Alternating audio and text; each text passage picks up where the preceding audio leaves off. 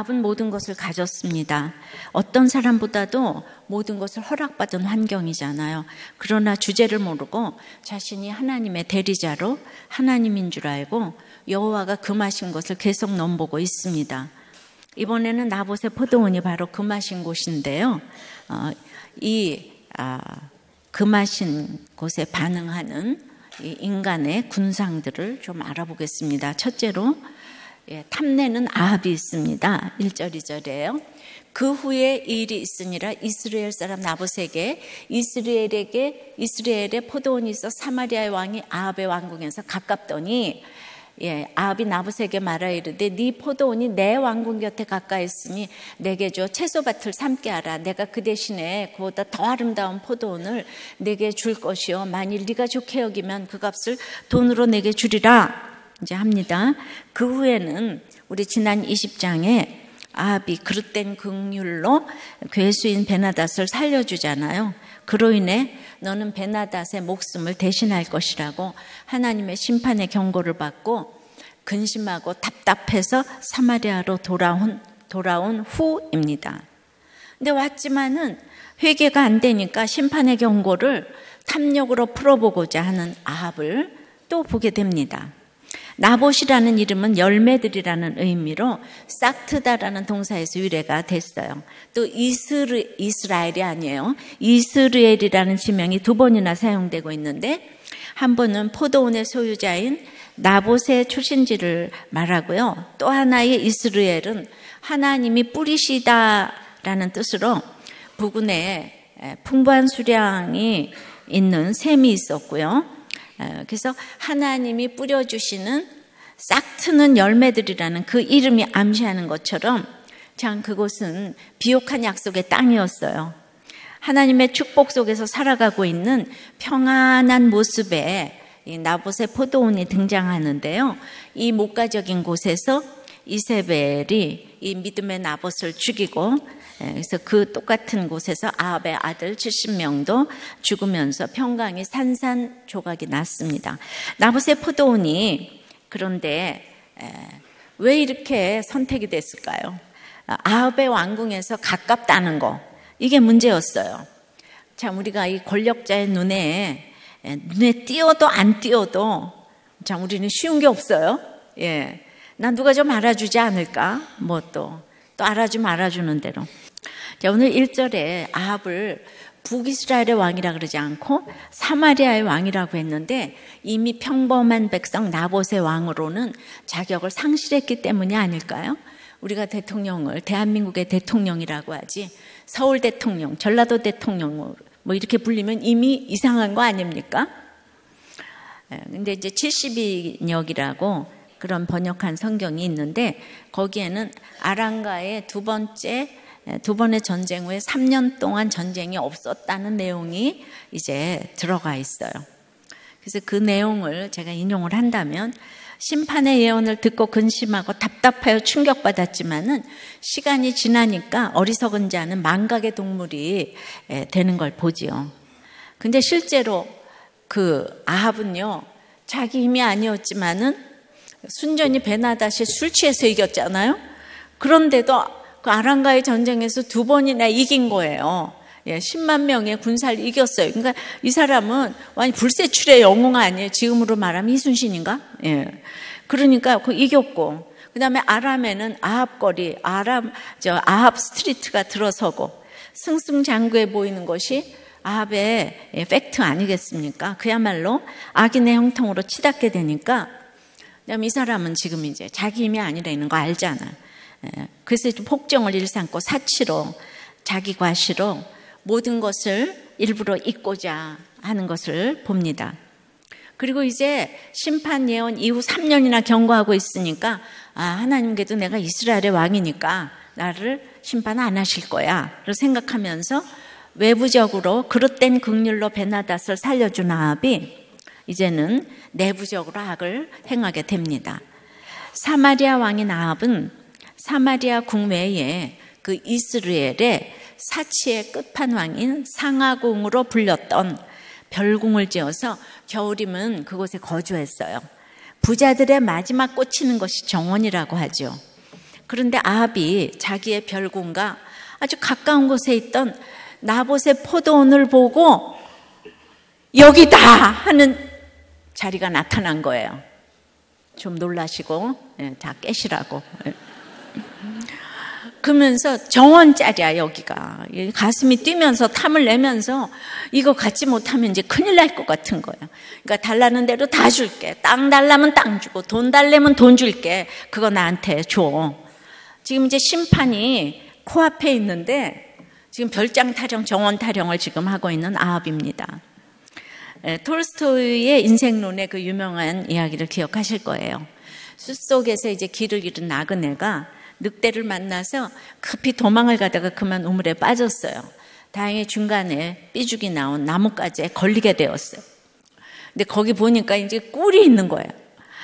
그래서 이제 꿀을 이제 거기서 꿀을 따먹고 있는데 나무 뿌리 쪽 끝에서 생쥐 한 마리가 이걸 갉아먹고 있는 거예요. 이제 그걸 보면서 이 사람은 꿀 따먹기에 지금 여념이 없다는 게 그 인생론의 그 얘기예요. 그러니까 너의 포도원을 나에게 주어. 그리고 그것이 나에게 푸른 정원이 되게 해. 라는 이 표현이 원문에는 이제 2번 언급되므로 베나닷이 아합에게 그 왜 무리한 요구를 했잖아요. 네 거 다 내놓으라고 안 하고 그 요구할 때와 같은 표현을 썼어요. 그러니까 나봇의 포도원을 빼앗고 싶은 탐욕과 조급함은 아합도 베나닷도 똑같다는 거예요. 신이나 불신이나 자기가 갖고 싶은 것을 이렇게 이제 갖고자 하는 탐욕은 이렇게 믿어도 안 믿어도 이제 다를 바가 없는 걸 이렇게 보게 되는데요. 자기가 죽을 시간, 심판받을 시간이 지금 제깍제깍 다가오고 있는데 지금 꿀 따먹고 있는 아합의 모습이 우리의 모습이 아닐까요? 인생은 밑둥지가 잘린 것과 같아요. 그러니까 시드는 것은 다 시간 문제예요. 그러니 지금 누구의 책망이라도 잘 받아들이고 고치려고 하는 것이 심판을 예비하는 최고의 모습이기 때문에 여전히 교훈과 책망과 바르게 함과 의로 교육하기에 유익한 말씀 묵상이 최고의 심판을 예비하는 비결 아닐까요? 그러니까 여러분들이 시간 낭비 같아도 지금 그럼에도 불구하고 목장도 안 들어가시고 교회도 가끔 가다 오고 이러시면 심판을 예비하는 이 비결이 될 수가 없어요. 우리가 이렇게 하고 있는 게 지금 오늘 내일 죽어도 가장 심판을 예비하는 비결입니다. 적용해 보세요. 심판이 제깍제깍 다가오고 있는데 지금 눈앞에 꿀 따먹으며 탐내고 있는 것은 무엇입니까? 2번째입니다. 여호와께서 금하실지로다. 2번째는 여기 거절하는 나봇이 있는 거예요. 나봇 같은 사람이 있어요. 3절 4절이요. 나봇이 아합에게 말하되 내 조상의 유산을 왕에게 주기를 여호와께서 금하실지로다 하니 이스라엘 사람 나봇이 아합에게 대답하여 이르기를 내 조상의 유산을 왕께 줄 수 없다. 하므로 아합이 근심하고 답답하여 왕궁으로 돌아와 침상에 누워 얼굴을 돌리고 식사를 아니하니 나봇은 아합 왕이 2절에서 지금 이제 포도원이라는 단어를 2번이나 사용하면서 그의 땅을 탐내니까 내 조상의 유산이라는 이렇게 표현을 이렇게 이제 하면서 2번이나 하면서 거절의 뜻을 분명히 드러내고 있어요. 그러면서 나봇은 내 조상의 유산인데 하나님이 여호와께서 금하신다고 금하실지로다. 아주 심플한 이 얘기를 말씀에 이것서 했습니다. 고대 근동 사회에서 일개 평민이 왕의 요구를 거절한다는 것은 그냥 목숨을 내놓는 일인 거죠. 그리고 선택의 여지가 없는 절대적인 명령이나 다름없는 거예요. 그러니까 이미 이 거래는 이 신정 국가에서 공정한 거래라고 할 수 없는 거예요. 근데 아합이 그 나봇이 이 거래를 받아들인다면 그건 이제 로또 맞는 거죠. 왜냐하면 지금 뭐든지 원하는 거 다 준다 그러잖아요. 그죠? 그리고 정원이 그냥 유명한 정원이 되면은 내각에도 이제 좀 이제 그 자리 하나 받지 않을까요? 그러니까 나봇으로서는 그거 하나 줌으로 어마어마한 그 승산이 있는, 그리고 이제 로또 맞는 것인데 이걸 이제 거절했어요. 그리고 그 한 나라를 다스리는 왕으로서는 이러한 별궁 근처에 땅을 매입하겠다는 의사를 밝히는 게 하나도 별다른 문제가 되지 않아요.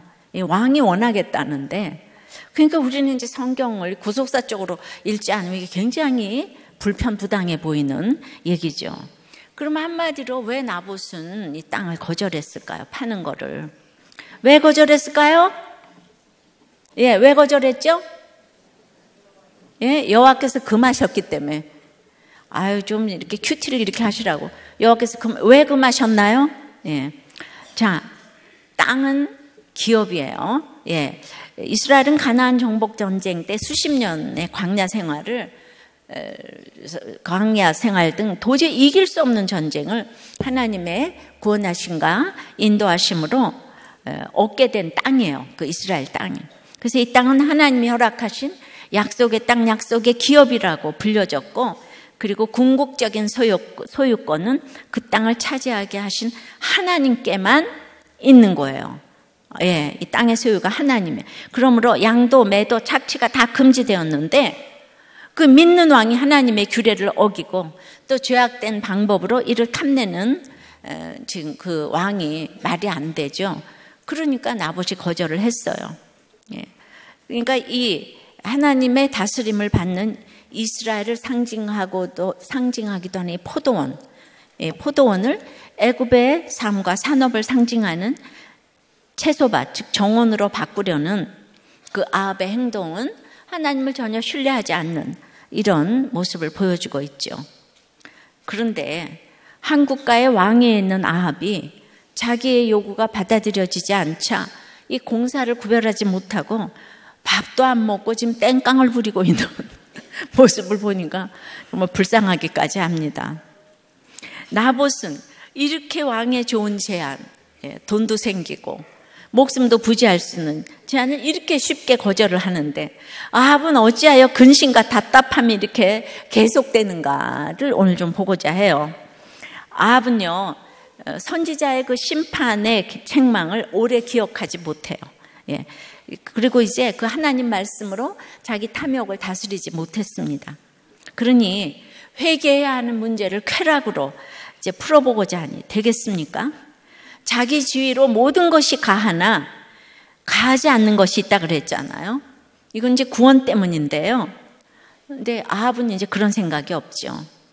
이 포도원 원하는 것은 얼마든지 가능한 것 같지만은 이것은 분명히 땅을 매도할 수 없다고 얘기를 했잖아요. 이게 빌려 쓰는 게 아니에요.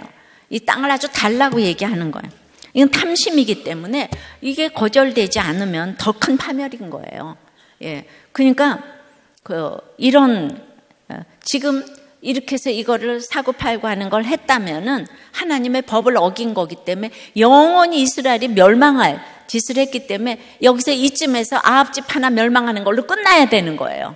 예, 그러니까 이게 항상 이제 자꾸 큰 거를 여러분들이 이렇게 이제 대봐야 되는데, 또 한 가지 이유는 아합은 자기 직분에 충실하지를 못해요. 왕으로서, 이스라엘 왕으로서 백성을 다스릴 때는 여긴 신정국가이기 때문에 하나님의 뜻대로 이끌어야 되는 것이 있는 거예요. 근데 아합이 자신의 사명을 모르기 때문에 자기 직분에 충실할 수도 없고, 직분에 충실하지 못한 이러한 지도자는 권세를 가지고 이제 죄의 유혹에 빠지죠. 자기가 원하는 거는 다 하는 거죠. 여자고 돈이고 이제 다. 그래서 이제 문제가 생겨요. 굉장히 열심인 것 같아요. 상가공을 짓고 정원을 짓는다. 근데 이거는 허영과 과시를 위한 이제 자기 열심인 거죠. 그러니까 나봇의 포도원을 가지기 위해서 가진 책략을 다 꾸미는 것을 보면은 그것이 증거예요. 지금 아람과의 전쟁이 끝났다면 전쟁을 거친 이 백성들을 추스르고 그 복구하는 일을 해야 할 때 아닌가요? 지금 말이죠. 상하군과 격이 맞는 별장 만드는 일이 지금 그렇게 급한 게 아니에요. 미관을 생각하면서 지금 이길 수 없는 전쟁을 지금 이기게 해줬는데, 이 상하궁 짓는 게 말이 됩니까? 그런데 왕이 백성의 이익을 위한 하나님의 법과 규례를 다 정해놓고 자기는 예외라는 거예요. 이게 높은 자리에 올라가기 전에는 모르는데 올라가 보니까 자기밖에 없는 거예요. 자기한테 명령을 하는 사람이 없는 거예요. 그러면 이제 아무도 모르겠거니 그리고 이제 자기 권세를 이제 자기를 위해 마음대로 쓰는 거죠. 그래서 다 망하는 거예요. 권세는 하나님께로부터 나오는 건데, 그래서 어렸을 때도 그냥 명령을 받아본 적이 없는 그런 사람들요. 정말 그 딸이고 아들이고. 너무 요새는 핵가족이니까 그냥 하나 끼고 맨날 이러니까 항상 예외가, 그러니까 이렇게 이쁜 내 아들, 내 딸, 누가 뭐라 그래. 난 예외라고 이렇게 생각을 이제 하는 거죠. 그러니까 자기보다 높은 사람이 없는 이 사람은 참 문제인 것 같아요. 사무엘상 8장 12절에서 14절에서 사무엘은 이제 왕정을 요구하는 백성들에게 왕이 백성들의 땅을 뺏을 거다. 그리고 이제 그 백성들은 왕의 땅을 소작하는 그 소작인으로, 경작하는 소작인으로 전락하게 될 거다. 그래도 백성들이 왕을 달라 그러잖아요. 사무엘에서. 그러므로 지금이잖아요. 땅을 지금 이제 뺏기는 이런 일도 사실은 그 이스라엘 백성의 왕을 요구했기 때문이에요. 하나님 외에 뭔가를 이렇게 요구하면 그대로 당할 일이 있다니까요. 저 또한 설교를 한다는 명목으로 모든 것이 예외가 되어서 화장실 청소, 식당 봉사 등 예외라고 자타가 생각을 합니다. 저만 그런 게 아니고 타도 그래요. 그러나 제가 설교 준비 안 하고 토요일에 맨날 이렇게 봉사하러, 청소 봉사하러 나온다면 저를 더 이상하다고 생각하지 않겠어요? 근데 이제 저도 그런 생각을 왜 하냐 하면 저희 엄마가 평생 화장실 청소를 했으니까 저도 보고 배운 게 있으니까 이제 그런 생각을 하기도 하지요. 하지도 못하지만. 아합은 탐욕을 채우지 못하면 이렇게 근심하고 답답하다는 표현이 자꾸 나오는 거예요. 그래서 원어로 살펴보면 화가 나고 기분이 나쁘고 분노하고 격분하고 이런 뜻이라 그랬어요. 저는 그래서 이제 아합에 대해서 생각을 좀 해봤습니다. 사실 그 아합이 있잖아요. 가뭄이 3년 6개월 왔는데 얼마나 힘들었겠습니까? 근데 가뭄도 힘든데 아합이 더 힘든 거는 그것을 엘리야 탓으로 돌리면서 엘리야를 죽이려고 쫓아다녔잖아요. 3년 6개월. 이게 더 힘든 거예요. 그러니까 똑같이 가뭄이 왔는데 엘리야는 이타적이잖아요. 그런데 그냥 아합은 그 말을 했다는 엘리야를 그냥 죽일 듯이 쫓아다니니까 그게 병이 되는 거예요. 그냥 그거 막 그냥 이게 뇌가 다 소진되는 거죠. 미워하느라고. 가뭄보다 그게 훨씬 힘든 것 같지 않아요, 여러분? 근데 게다가 이제 섬기던 바알 선지자 850명이 죽었는데 자기가 좋아하던 거 지금 다 없어졌다고요. 850개. 그냥 우상 딴지 850개. 그러니까 그것도 기가 막힌데 이 베나닷은 이길 수 없는 싸움인데 거기도 2번이나 곤욕을 치르고 기사회생했는데 이 멘탈이 정상이겠어요? 정상이 아닌 이 사람이 지금 정치를 했으니 기가 막힌 거죠. 그래서 그 베나닷의 생명을 대신하리라 그 샴페인 예언으로 아합이 마음이 상하여 화를 내었던 것처럼 지금 나봇의 포도원 사건에서도 또 근심하고 답답해가지고 지금 식음을 전폐하고 있는 거예요. 나봇의 정당한 대답을 듣고도 자신의 탐욕을 부끄러워하기보다는 그냥 이 사람은 정답만 얘기를 하면 마음이 상하고 화를 내는 거예요. 분노 조절 장애가 있는 거예요. 격분하는 거예요. 이렇게 영적인 일에 둔감하고 고집과 탐욕이 있는 자들은 언제나 이렇게 분노와 근심에 휩싸이기가 쉬운 거예요. 누가 말을 하면 그대로 듣는 법이 없는 거예요. 사람들은 문제가 생기면 일단 자기 속으로 숨고 그 다음에는 이제 위로자를 찾고 내적인 충동으로 술로 도박으로 마약으로 다 피합니다. 그리고 이제 밥도 안 먹고 이렇게 땡깡을 부려요. 술 먹고 중독에 빠진 자들은 이유가 없는 사람이 없어요. 우리 지난번에 간증한 고집사도 남친으로 결혼으로 외도로 끊임없이 대상을 바꾸었지만 결국 자기 속의 우울감이 가장 큰 대적이라는 것을 알게 되었다고 하는 거예요. 그러니까 누구 때문이 아니고 결국 그 누구 때문이 아니고 그때 자살하는 사람 또 내 탓이라고 생각하잖아요. 누구 탓도 내 탓도 아니고 이렇게 이제 직면을 해야 되잖아요. 근데 그 직면이 안 되는 거예요. 그러니까 이게 너무 예수님 성경이 정말 너무너무 멋있는 거예요. 내 탓도 네 탓도 아니고 거기에 이제 직면을 해서 그 원인을 찾아내야 되는 거죠. 아합도 그렇지 않았을까요? 늘 근심하고 답답하니까 이 사람이 그럴 것 같아요. 이스라엘의 왕인데 말씀을 못 들어요. 저는 이게 아버지 오므리의 우상숭배로 인한 결과가 아닐까 싶습니다. 자기들 듣기 싫어서 안 듣겠어요? 안 들리는 걸 어떻게 하겠어요? 모든 장로와 백성들이 베나닷의 제안을 듣지도 말고 허락하지도 말라고 했지만 이 말도 안 들었어요. 엘리야 말도 안 들어요. 안 듣는다는 건 못 들어주겠다는 것이고요. 그러면 가만히 있으면 좋겠는데 죽이려고 해요. 자기한테 한마디라도 이렇게 충고나 무슨 이렇게 올바른 얘기를 해주기만 하면 극심한 자기가 최고기 때문에 죽이려고 해요. 엘리야도 죽이려고 했고 나봇도 결국 죽였어요. 그러니까 이제 자기의 원하는 거, 탐욕을 채우지 못하면 화가 나고 기분이 나쁘고 분노하고 화가 나고 또 격분하게 된다는 거예요. 저는 아합이 이렇게 우상숭배하는 아버지 밑에서 왕자로 살면서 또 게다가 왕이 됐잖아요. 그러니까 자기 애성, 인격장애 우울증이 온 것이 아닐까 생각을 했습니다. 뇌질환 르포인 죽고 싶은데 살고 싶다의 저자 김영철 목사님의 견해에 따르면 이 한국 사회에도 공감이 안 되고 감정이입 능력이 없는 자기 애성, 인격장애, MPD 환자들이 점점 늘고 있다는 거예요. 스티브 잡스가 반면 교사가 되긴 했지만 사실 이 나르시시즘 환자는 치료가 거의 불가능하다는 거예요. 주로 고학력, 공주병, 왕자병 환자들이 많은데요.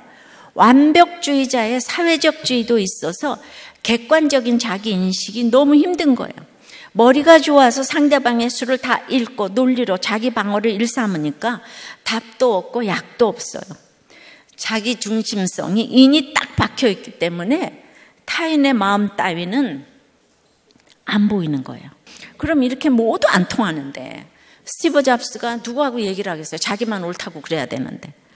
그러시면 안 돼요 하면서 싸워야 되겠어요?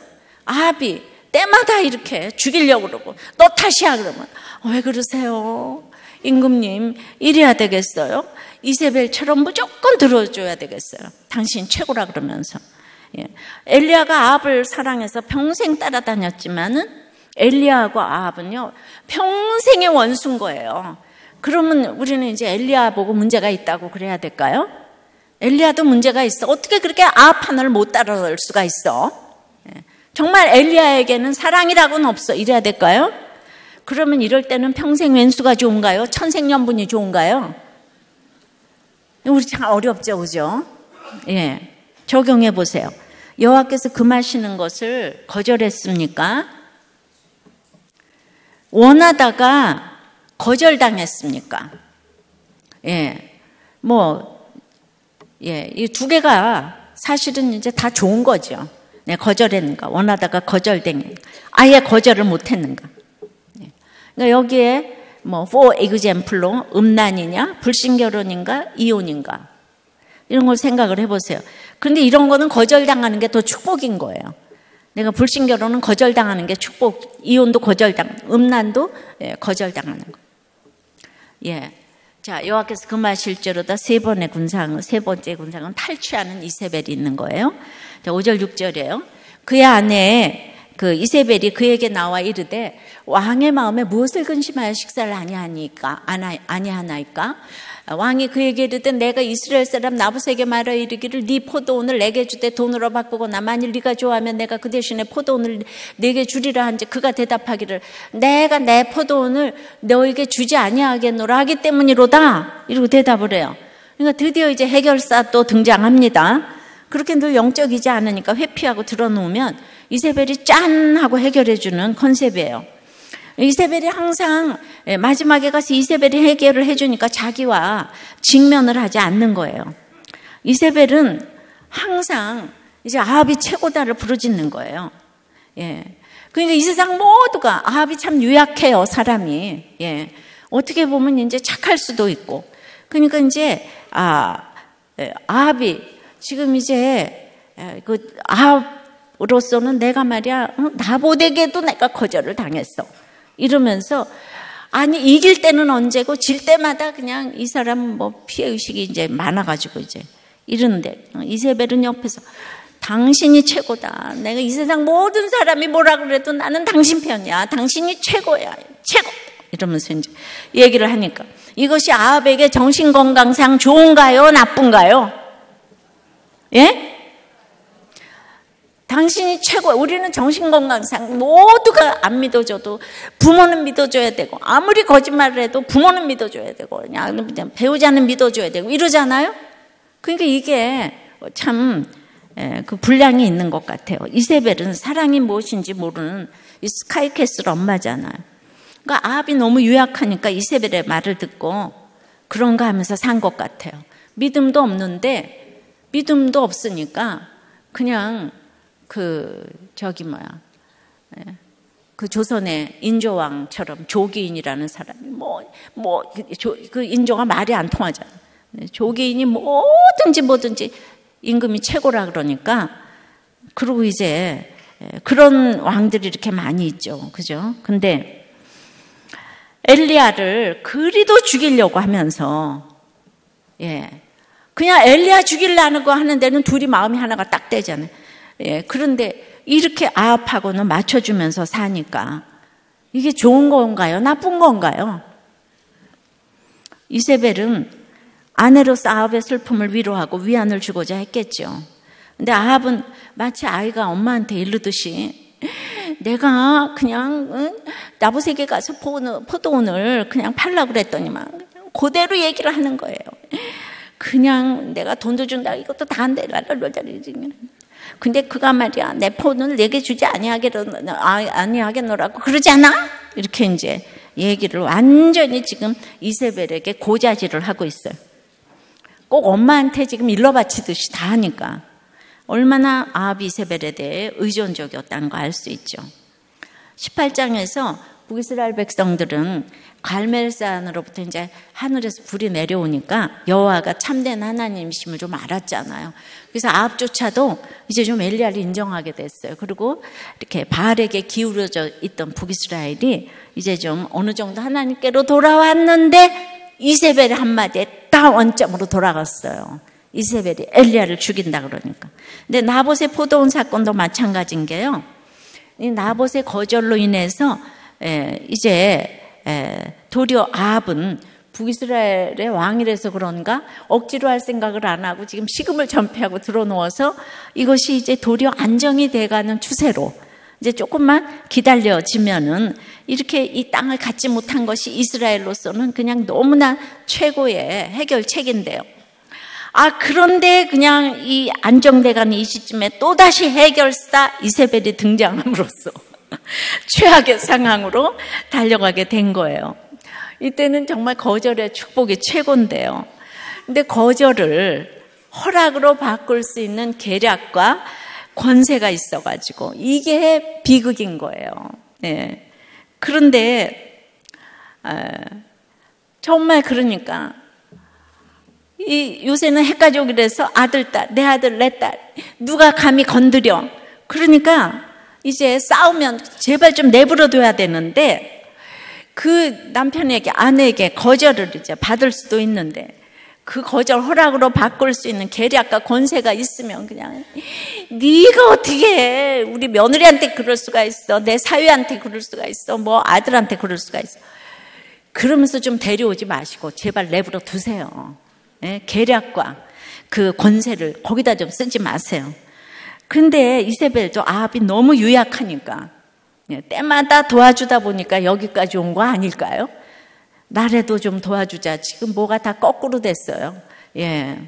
믿는 아합이 이세벨을 인도해 가는 게 아니고 안 믿는 이세벨이 아합을 계속 지금 고치라고 있잖아요. 그런데 일러 바치는 것까지는 좋았는데 지금 이제 그 나봇이 내 포도원이라고, 내가 내 포도원을 너한테 주지 않겠다고 그렇게 얘기를 했는데 나봇은 그렇게 얘기하지 않았거든요. 조상의 유산이기 때문에 이거는 여호와께서 금하신다고 했지 내 포도원이니까 내가 주지 않겠다고 했지만은 그렇게 얘기한 적이 없는 거예요. 고의적으로 사실을 말하지 않는 것은 거짓말과 다를 바가 없죠. 하와가 선악과 이제 먹으면 그 정령 죽으리라 하나님 그러셨는데 죽을까 하노라 이걸로 바꾼 것처럼 하나님의 계명을 지금 가감해가지고 끙끙 지금 앓고 있는데 저는 이야말로 인격 장애가 아닌가 싶어요. 나봇은 이름 없는 평민이었지만은 이렇게 말씀을 지키려고 한 의인인 반면에 아합은 자기 욕심을 채우기 위한 아주 패역한 지도자였음을 지금 알 수 있죠. 이러니까 이제 해결사가 등장해서 이 말을 들었잖아요. 해결책이 또 등장이 됩니다. 7절에 그의 아내 이세벨이 그에게 이르되 왕이 지금 이스라엘 나라를 다스리시니까 일어나 식사를 하시고 마음을 즐겁게 하소서. 내가 이스라엘 사람 나봇의 포도원을 왕께 드리리이다 이러는 거예요. 그러니까 남편 아합을 지금 이제 비꼬는 표현으로 당신 지금 이스라엘 나라를 다스리고 있는 거 맞아요? 이러면서 이 이세벨은 자기는 엣바알의 딸이잖아요. 아니 왕이 돼가지고 그까짓 거 무슨 평민 땅 하나 뺏는 거를 죽이면 되고 뭐 하면 되지 이해를 지금 이제 할 수가 없는 거예요. 그러니까 당신은 왕이면 왕답게 처신하세요. 내가 포도원 찾아줄 테니까 누구 지금 일어나서 식사해요. 너무 멋있잖아요, 그죠? 예. 그래가지고 뭐 이거는 완전히 그냥 이스라엘 왕이다. 남편의 간절한 소원을 내가 다 선물로 줄 테니까 일어나. 이거 현모양차 아닙니까? 사탄은 병 주고 약 주고 수법을 씁니다. 정말 분별이 어렵습니다. 그래서 그러므로 그래도 신결은 중요합니다. 8절서부터 보면 이제 계략이 나오는데 아합의 이름으로 편지를 쓰고 인을 치고 봉하여 그의 성읍에서 나봇과 함께 사는 장로와 귀족들에게 보냈어요. 그러니까 아합의 이름으로 악한 음모가 차질 없이 이루어질 수 있도록 공문을 작성하고 아합의 옥새로 딱 임봉을 했어요. 부부가 한 몸이라고 이렇게 공권력을 낭비하면 안 돼요. 이제 심판이 기다리고 있어요. 그리고 9절에 보면은 금식을 선포하고 나봇을 백성 가운데 높이 앉힌 후에 10절에 또 증인 불량자 두 사람을 그의 앞에 마주 앉히고 그에 대하여 증거하기를 나봇의 죄목이 네가 하나님과 왕을 저주하였다 하게 하고 곧 그를 끌고 나가서 돌로 쳐 죽이게 하라.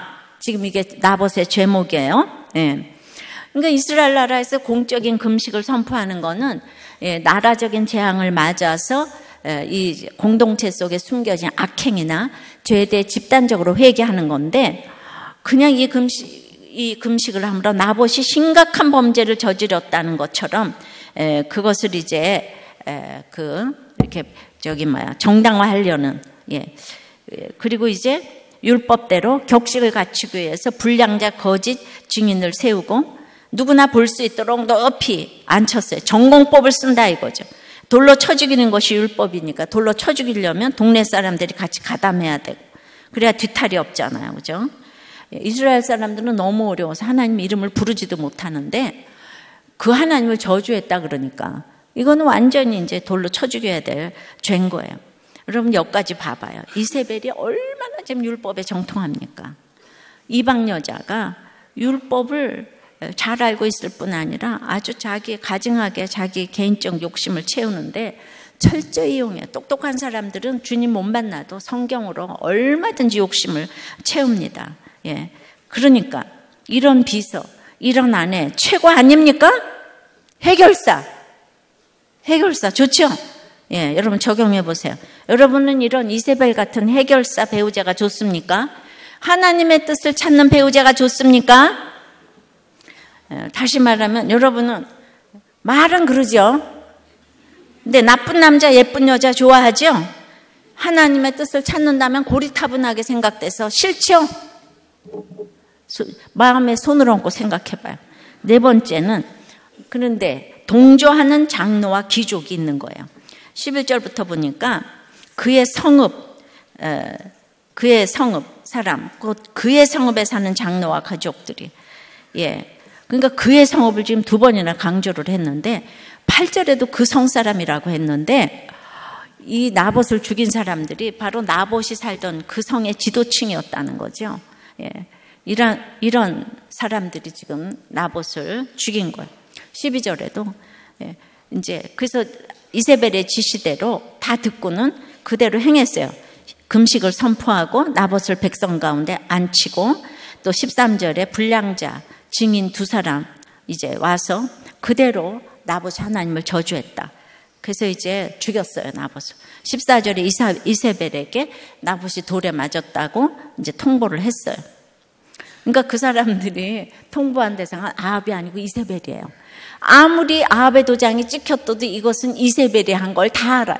그러니까 이세벨에게 다 지금 줄 서고 있어요. 이세벨 통치권자죠. 이세벨이 아부하는 장로 귀족들 한 사람도 반대하지 않았어요. 누구보다도 이 막강한 왕의 권력을 거절했던 그 나봇이 얼마나 경건한 사람인지, 또 얼마나 결백한 사람인지 잘 알고 있었을 장로, 귀족 같은 이웃 사람들, 한 사람도 나봇을 위해서 변호해 주지 아니하고 다 나봇을 죽게 했다는 거예요.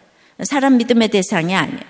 그러면 자살하는 거예요. 믿을 사람이 없다. 그러니까 15절에 이세벨이 나봇이 돌에 맞아 죽었다 함을 듣고 이세벨이 아합에게 이르되 일어나 이스라엘 사람 나봇이 돈으로 바꿔주기를 싫어하던 나봇의 포도원을 차지하소서. 나봇이 살아있지 아니하고 죽었나이다. 이러니까 나봇의 포도원을 차지하소서는 이거는 이제 그 영적인 땅 기업이란 뜻인데, 이거를요 가나안 여인이 거꾸로 와가지고 아합 보고 이걸 차지하라고. 이 사람은 영적인 용어도 이렇게 너무 잘 써요.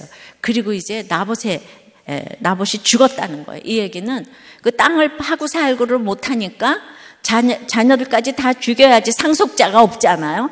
그래서 온 일가족을 지금 죽였다 이 뜻이에요. 그러니까 그냥 정말 해결사예요. 엄청난 해결사. 나봇의 집은 여호와가 금하신다고 포도원 안 팔았다가 순교자 집안이 됐어요. 그래서 아합 집안도 거기서 이제 후에 다 죽었지만은 한쪽은 순교자 집안이고 한쪽은 이제 정말 처참한 심판을 당한 집이죠. 그래서 현재 고난은 잠깐이고 장차 이루어질 영광은 비교할 수 없다는 거, 이거 아셔야 되는데 16절에 아합은 나봇이 죽었다 함을 듣고 곧 일어나서 포도원 차지하러 그리로 내려갔대요. 아합은요, 좀 물어도 봐야 되잖아요. 이세벨을 너무나 지금 이제 믿어서 이런가요? 그냥 막 그거 생겼다 그러니까 응 알았어. 그리고 막 일어나서 좋아서 지금 가요. 그렇지만 성경은 여전히 이스라엘 사람 나봇의 포도원이라고 이렇게 지금 강조를 하고 있습니다. 적용해 보세요. 여러분 알면서도 동조하는 악은 무엇입니까? 동조하는 그룹에 있습니까? 또 동조하는 그걸 생각을 좀 해보십시오. 제가 30몇 년 전에 우리 남편 가기 전에 이 본문을 묵상할 때 적용했던 얘기예요.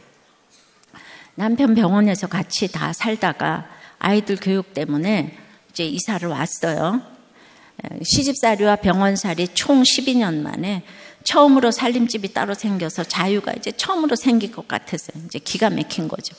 남편이 출근을 하면서 초등학교 2학년인 딸을 보면서 이 핏땡이를 두고 어디 나갈 생각 말라고, 아이에게 열쇠 줄 생각 같은 건 아예 말라고, 집에서 언제나 문 열어주라고, 그리고 으름장을 놓고 나갔어요.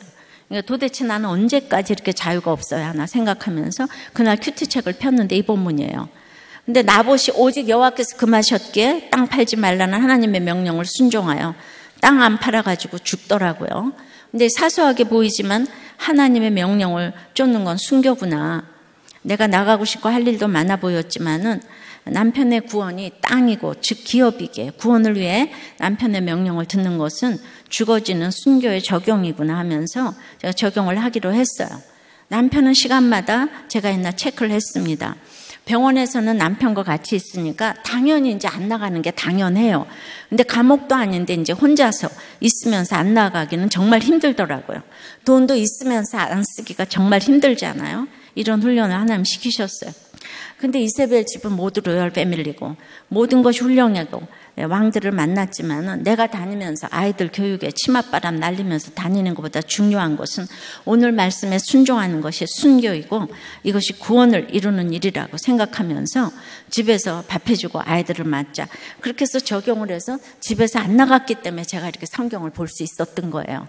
근데 정말 혼자 있으면서 안 나간다는 건 진짜 같이 있을 때보다 그거 진짜 힘든 일이더라고요. 결국 그래서 남편도 구원이 되었고 누군가에게 이 적용을 나누었거든요. 그랬더니 아시아 매거진에 이걸 영어로 번역까지 돼서 이 적용이 실려서 썼습니다. 예. 자, 예. 이렇게 적용하시기 바랍니다. 다봇의 포도원이 나하고 무슨 상관인가? 이렇게 적용하신대요. 말씀 맺어요. 여호와께서 금하실지로다에 반응하는 인간 군상은 탐내는 아합이 있고 거절하는 나봇이 있고 탈취하는 이세벨이 있어요. 그리고 동조하는 장로와 귀족. 예. 여러분은 어디에 속합니까? 죽임당한 어린 양처럼 나봇의 가정은 이 땅에서 설명할 길이 없지만은 순교자의 집안이라고 나봇의 포도원이라고 찬란하게 기록을 해주고 있습니다. 정말 현재 고난은 잠깐입니다. 장차 이루어질 영광을 바라보고 여러분의 인생을 해석하시기 바랍니다.